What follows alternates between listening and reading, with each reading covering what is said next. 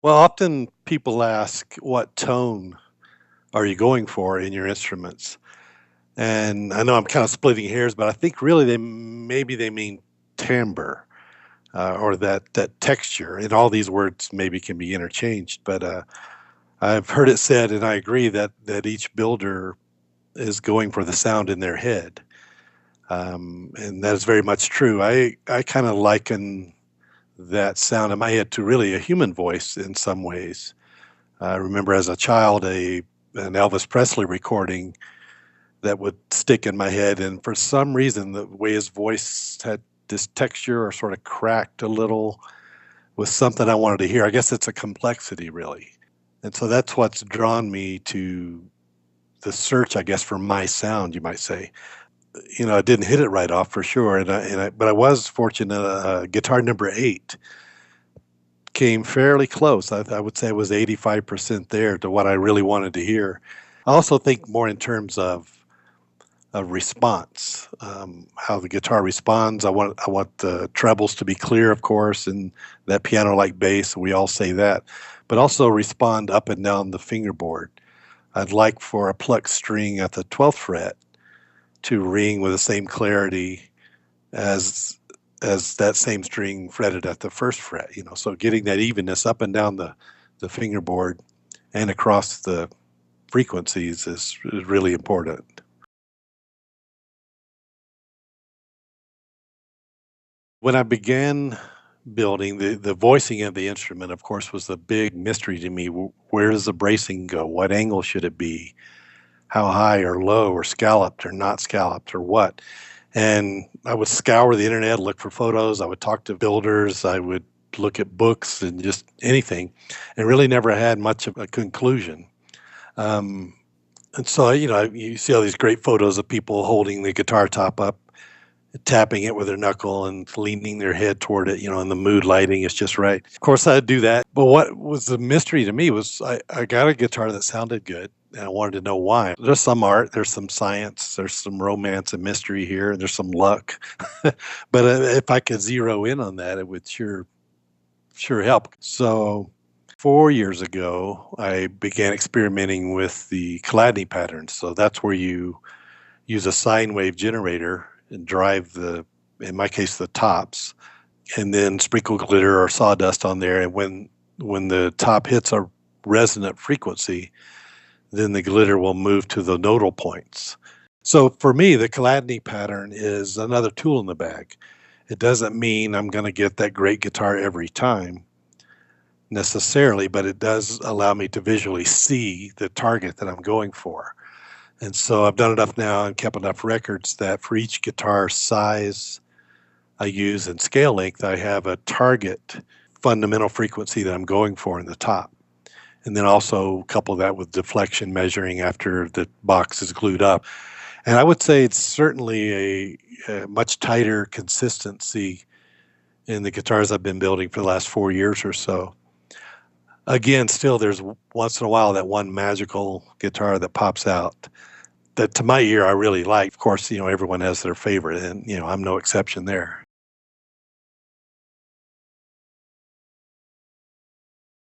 So I've talked in terms of response, the way I would like the guitar to perform as far as string response and energy transmission. I would say if I were going to be a match with a player, if they would choose for me to build the guitar for them, that first we need to decide if we're a match, if we're a good fit. But if they like the response that's coming from the guitar, then we can texture that sound with the choice of woods. Personally, I really like any of the dense woods, ebonies, cocobolo, rosewoods, all of those families of woods that give high overtone content and are very reflective. And a favorite top of mine is Carpathian spruce. I like it seems to have a very immediate response, crisp, almost bell-like in a way. So I like that quick attack, and then of course a player can control that.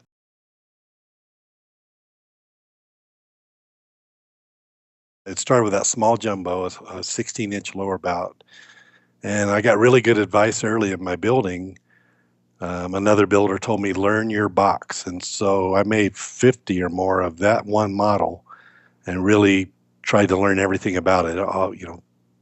As far as my bracing, the tensions, everything about it. So I could, if I made a small change, I would have something to measure against.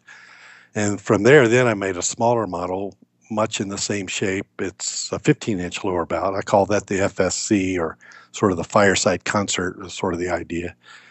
And then carried that same shape to the jumbo, which is 17 inches. So essentially the same shape, 15, 16, and 17-inch lower bouts.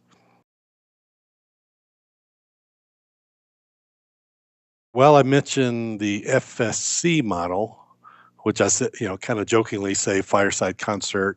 It sort of could stand for Fibonacci sequenced concert. And this is not new, of course. I mean, we can do a complete study of a violin and all the viol instruments with this. But I wanted to apply those number ratios to the guitar in hopes that it would make it balanced, aesthetically pleasing, and fit the hand, sit in the lap properly, and it seems to work, at least to my taste. So if you look closer, well, you'll notice there's a relationship between the upper and lower bout, where the waist is placed, especially on a 12 fret guitar, where the bridge is placed. A lot of that just falls into sequence if you did this Fibonacci study. I build with the cantilever neck. Actually, I've never made a guitar otherwise or in the conventional method. Of course, I didn't invent this, but I like the fact that it allows a little more access to the upper frets and a non-cutaway, but more importantly, it really allows me to engineer the fingerboard to be level during building and not worry about any sort of a shift later. If the fingerboard is glued to the top, as in conventional construction, then if the neck shifts slightly, then of course you get that dreaded 14th fret hump.